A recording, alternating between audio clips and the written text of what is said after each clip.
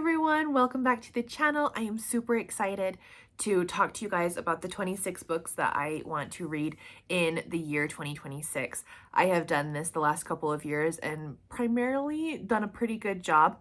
And I love it that this year, 26 is an even number.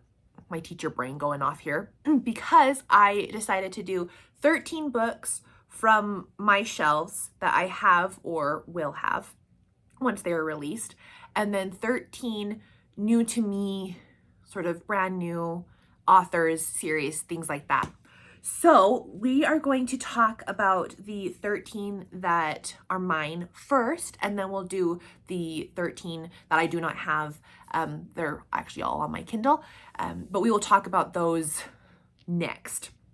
So to start off, The Rules of Matrimony by Annika R. Walker. This is the fourth in the Matchmaking Mama's romance. I have read all of them previously. This is the last one that is out, and I don't know if this is the last of the series, but I'm excited to read it. I want to read it during January. That's why the bookmark is there and ready to go. Side note, for my birthday in July, my nephew, who is obsessed with Pokemon right now, he got me this, and I just love it so much. He is just the sweetest thing ever. So I have to use my Pokemon that my little nephew gave me in a book each month. And so that one got the Pokemon bookmark. So I'm excited to read this one for sure. The next on the list that I own is the second in the McQuivey's Costume Shop romance series. This is called The Maid of Sherwood Forest by Sian and Bessie. I need to figure out how to pronounce that name. Time traveling. In this case, it looks like she's going back to Sherwood Forest. I've read the first one. It's fantastic. I love this series. This is only the second one in the series so far, and I hope she continues with it because it's a lot of fun. Good historical information, but then a fun romance on top of it. So I'm excited to kind of dive deeper into that one. The next one, which will probably happen in March. So this is The Secret Language of Birds by Lynn Kelly. I have read The Song for a Whale by Lynn Kelly and just loved it. So I'm really, really excited to dig deeper into another one of hers, Perfect Middle Grade. I'm really excited. I keep making sure that the audiobook is ready. So right as soon as March happens, I'll be reading this one probably first because I just loved her previous one that I read. So we'll see if I like that one. That's really exciting. The next one is also in a series. No, this isn't Regency. This is 1700s. 1789 England. In this case, it's set in France. This book is set in France. This is called The Gents. This is book 5 by Sarah M. Eden. Love in a Mist. I have read the other 4. I have read the majority of her work. She is one of my favorites. And so it just follows this group of men, and each book is another of the friends' romance story. And they're really cute. They're just, the brotherhood between all these friends is really sweet. And then all the girls are spunky and feisty, and it's just a fun time. I love it. Love it, love it. So that's definitely on the list. Okay, the next one is not out yet. It's called The Duke's Bargain by Megan Walker, I believe. I love her books. This is the 4th one that has come out. I have read all the other 3. Each one is a standalone, so you're not getting into a big series. They're perfect palate cleanser books. I love them. They're light, fluffy, perfect romances, make your toes all curly. They're fun. They're a lot of fun. This comes out in May, so I have to wait till May for that one to come out, but I am patient. The next is one, so I work with kids, as I said before, and I have a lot of them who are always wanting to learn more about money. So I picked this up. It's probably a Barnes & Noble. And it's how to turn $100 into $1 million.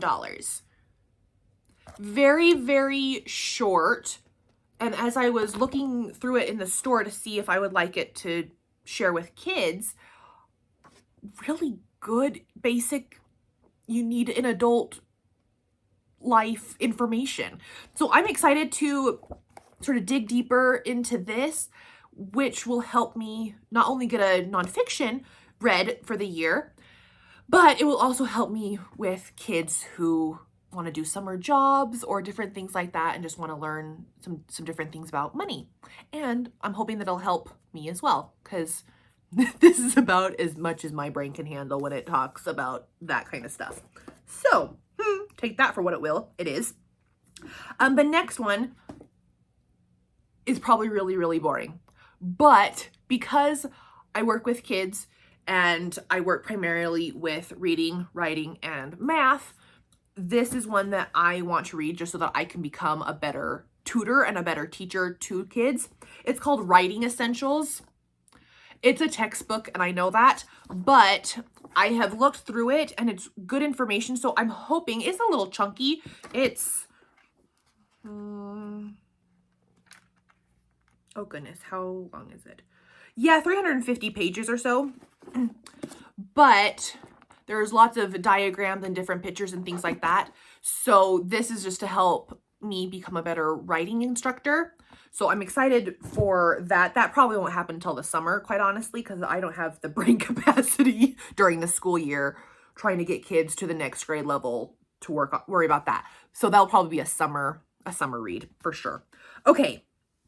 The next one on my owned list, or will-owned, is called Staged Evidence. This is a CIA suspense with a sprinkle of romance. This is the second in the series. It comes out in April. I read the first one this last year. Like, completely flabbergasted by how awesome it was. I went out and got another series starter from the same author, and I'm so excited for April because that is going to be one of my first reads in April when that comes out. So I'm excited for that.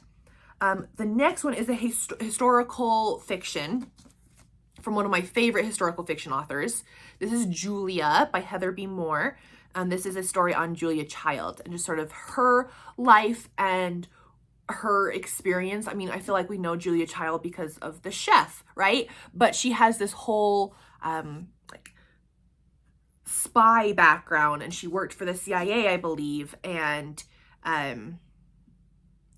during espionage during World War II. And so Heather B. Moore does such a fantastic job of doing research for her books. So you feel like you're smarter after you've read them. And this book, just these colors, this color combination is so pretty. I love it. Just this peachy and then the blue. Oh, so, so pretty. I'm really, really excited about that one. The next one is another series that if I read it, I will be caught up with what is out right now. This is only the second in the series. Another time travel from, again, one of my favorite authors. This is A Storm Tide Romance, Echoes of the Sea.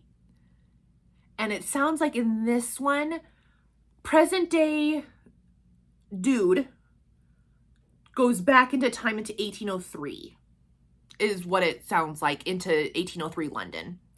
So yeah, modern day California and 1803 London. So that's where the time travel happens. She does a lot of like back and forth, at least in the first one. So I'm hoping that this one answers some questions and some lingering like, I had with the first one. They're fantastic though. I will read anything she writes. The next one is a nonfiction. My study of scripture this year, which I've said previously, is Old Testament. So anything that I can read to learn more about the Old Testament. This is from a variety of different authors. And this is called Prophets and Prophecies of the Old Testament.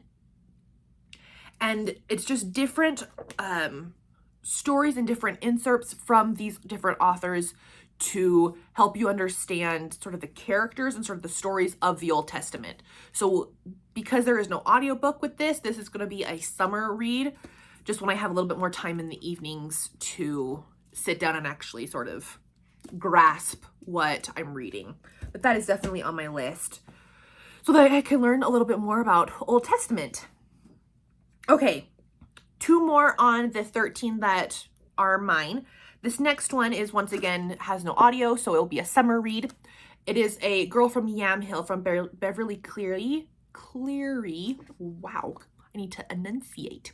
It is a memoir, so it's a nonfiction. It's a little bit chunky.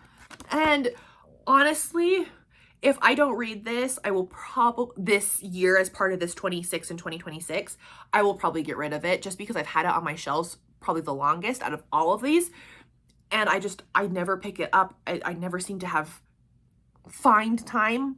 You can always make time for the things you want. I never find time to do it. We'll see if it happens over the summer. So, because it sounds interesting. And it's a good nonfiction to have in case I have kiddos who are interested in it. So, okay, last that I own is Heart of the Glen by Jennifer Dybel. I hope I'm pronouncing her last name correctly. Probably not. This is a new to me author. This was just a random pickup off the shelves at the store. I love this part of the world, this time frame of the world.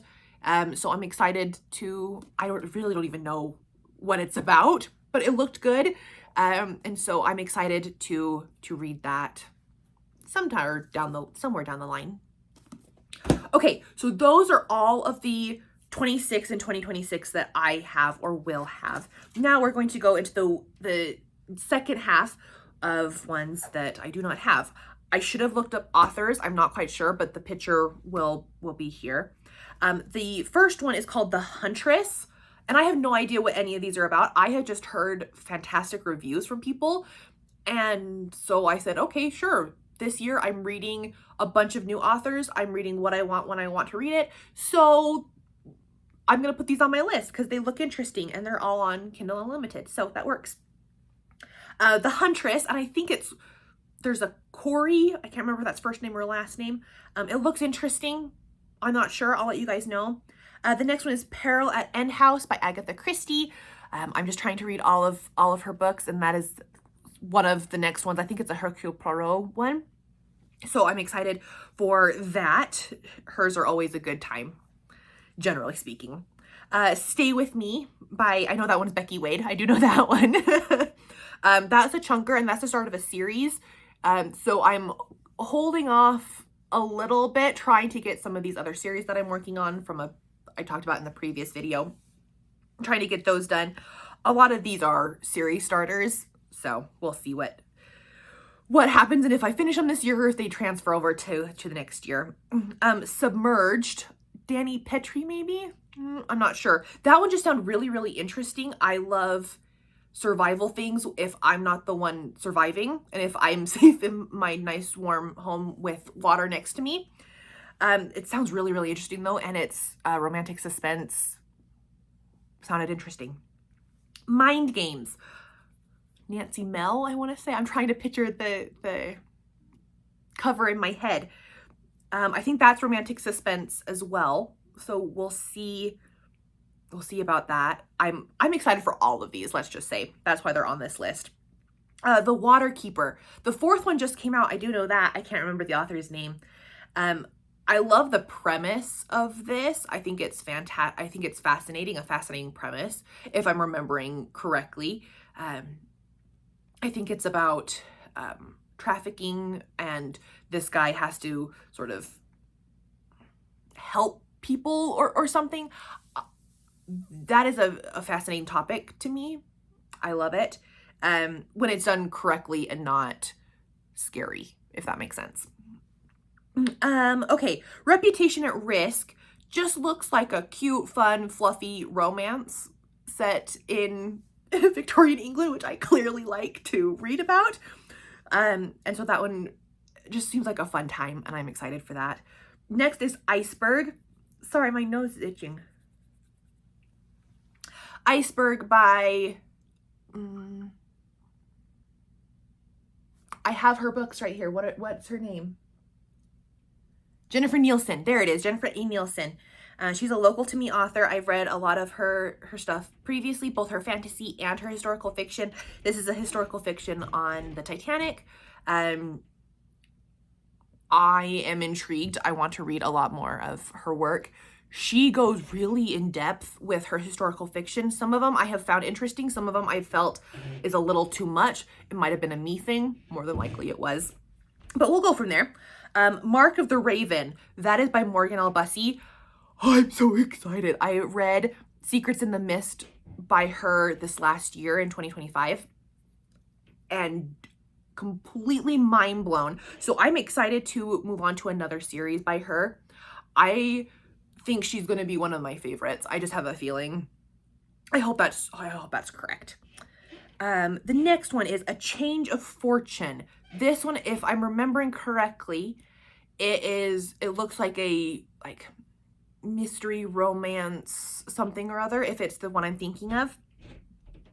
So, and I think it's Jen Toronto, if I'm not mistaken. And her books just look good from the cover. Total cover pics, but they look really, really interesting. Baby Step Millionaire by Dave Ramsey. As I'm starting this business and sort of, you know, I'm mid-30s now. I need to kind of figure out finances. I'm really good, generally speaking, but I want to be better. And so this is one that I am interested in reading.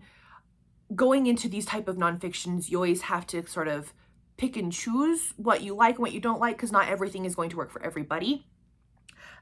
But I've watched his videos online and things, and I like the way he speaks. So it should be interesting to see if I like this nonfiction of his.